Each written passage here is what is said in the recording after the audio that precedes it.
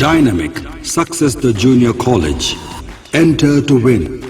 Masters in MPC and BPC.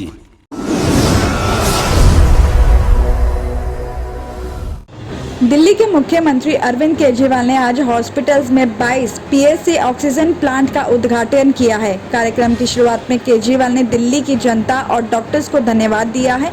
उन्होंने कहा कि देश के लिए तो ये दूसरी वेव थी, लेकिन दिल्ली वालों के लिए चौथी वेव थी। दिल्ली के लोगों को बधाई देते हुए केजरीवाल ने कहा है कि दिल्ली के 2 करोड़ लोगों को बहुत बधाई कि उन्होंने इस लहर का पूरी बहादुरी से मुकाबला किया है। उन्होंने स्वास्थ्य कर्मचारियों, डॉक्टर्स, टेक्नीशियंस, सफाई कर्मचारियों का आभार प्रकट किया है। आगे उन्होंने कहा है कि दिल्ली में जो चौथी लहर आई थी वो बहुत ही ज्यादा भयानक थी। इसका अंदाजा आप रोजाना आने वाले केस से भी लगा सकते हैं, क्योंकि दिल्ली में जब पहली लहर आई थी तब उसमें पीक केस रोजाना 4500 के करीब आते थे। सितंबर वाली दूसरी लहर में रोजाना 6000 केस आते थे, तीसरी लहर में 8000 तक आए थे और चौथी लहर में 28000 केस रोज आ रहे थे। और साथ ही बढ़ते केसेस के साथ साथ बीमारी की इंटेंसिटी भी ज्यादा थी, जिस वजह से कई ज्यादा लोग बीमार भी पड़े और हमने कई लोगों को खो भी दिया। साथ ही केजरीवाल ने इंग्लैंड में आई तीसरी लहर का भी जिक्र किया, जहां केस तेजी से बढ़ रहे हैं। बताया जा रहा है कि वहाँ 45% लोगों को वैक्सीन भी लग चुकी है। इसके बावजूद मामले वहाँ तेजी से बढ़ रहे हैं। केजरीवाल ने कहा कि इसे देखते हुए हम अच्छे से तैयारी कर रहे हैं ताकि अगली लहर आए ही ना। चीनी जालसाजों के 5 लाख से ज्यादा इंडियंस को ठगने के मामले में रोज बड़े खुलासे हो रहे हैं। दिल्ली पुलिस की साइबर सेल ने अब तक जालसाजों के भारत में मौजूद 100 से ज्यादा बैंक अकाउंट्स का पता लगाया है, लेकिन ये इससे ज्यादा भी हो सकते हैं।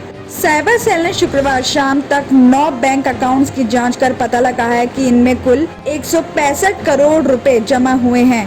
बताया जा रहा है कि इनमें से ज्यादातर अकाउंट्स नोएडा और गुरुग्राम की ब्रांचेज में हैं। इस वजह से साइबर सेल को इस बात की भी आशंका है कि बाकी अकाउंट्स में इससे भी ज्यादा रकम जमा हुई होगी तो ठगी की रकम और ज्यादा बढ़ जाएगी। इस मामले में दिल्ली पुलिस के एक अधिकारी ने बताया कि एक अकाउंट में रकम को कम करके दूसरे, तीसरे और चौथे बैंक अकाउंट में भेजा जाता था। इसके बाद उसे क्रिप्टो करेंसी में बदलवा कर विदेश भेज दिया जाता। क्रिप्टो करेंसी के जरिए अब तक 9 करोड़ रुपए भेजने की बात सामने आ चुकी है।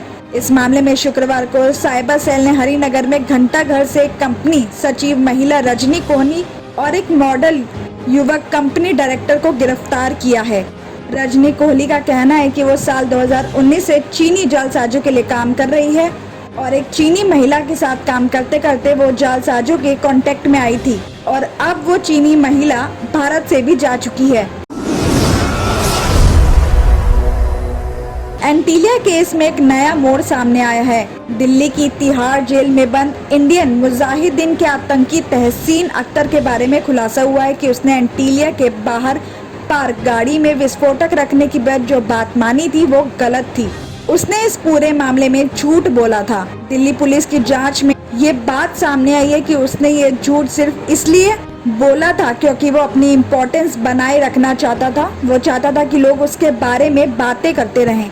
आपको बता दें कि 10 मार्च को केंद्रीय जांच एजेंसी ने टेलीग्राम पर एक मैसेज ट्रेस किया था जो एक आतंकी संगठन जैश उल हिंद से जुड़ा था। जैश उल हिंद ने मुकेश अंबानी के घर एंटीलिया के बाहर 25 फरवरी को खड़ी स्कॉर्पियो में 20 जिलेटिन रखने की जिम्मेदारी ली थी, जिसमें पता चला कि ये तिहाड़ में बंद आतंकी अख्तर के मोबाइल से भेजा गया था। जब बाद में दिल्ली पुलिस ने अख्तर से पूछताछ की तो उसने बताया कि उसी ने एंटीलिया के बाहर गाड़ी में विस्फोटक रखवाए थे, लेकिन बाद में अख्तर ने बताया कि उसने ये सब झूठ बोला था ताकि वो चर्चाओं में बना रहे।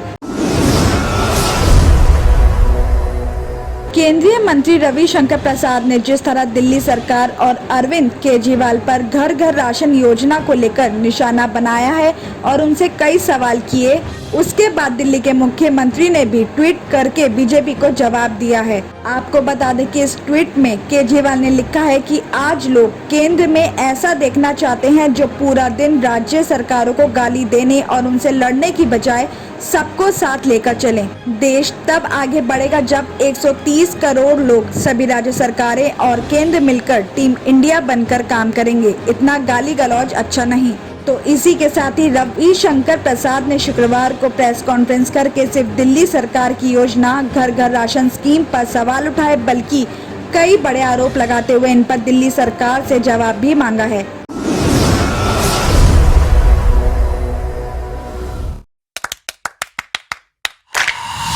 Dynamic Success the Junior College. Enter to win. Masters in MPC and BPC. Integrated coaching for NEET, IIT, JEE. Separate block for girls. Better coaching, better planning, better environment with better results. Opposite Madanapet Mandi, Saeedabad, Hyderabad. Phone 04029701124. An Institute of Success Schools.